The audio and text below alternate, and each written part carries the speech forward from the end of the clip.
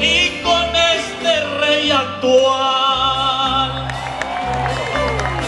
Pero ya eso es tema viejo, aunque me cause alegría, mas yo la historia en la trova la escribo cada día.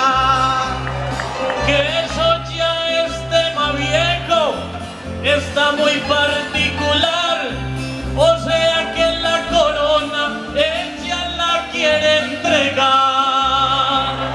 Está muy equivocado, eso le quiero decir.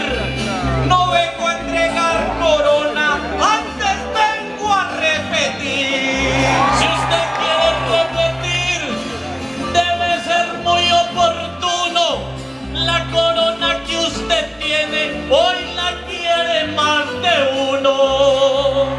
Hoy la quiere más de uno, pero asegurar me atrevo que ya este corral es mío y usted es un pollito nuevo.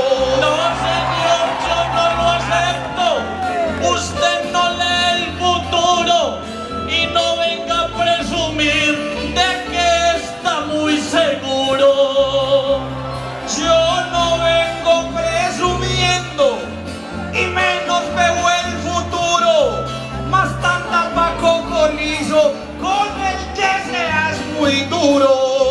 Espero que esta noche entable bien la defensa, que la corona se pierde con el que uno menos piensa.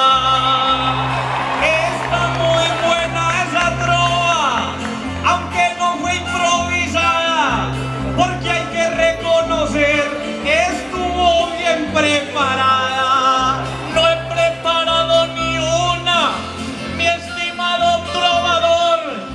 Respeto yo le exijo, soy un improvisador. Y es bueno que las prepare, debe tomar una clase.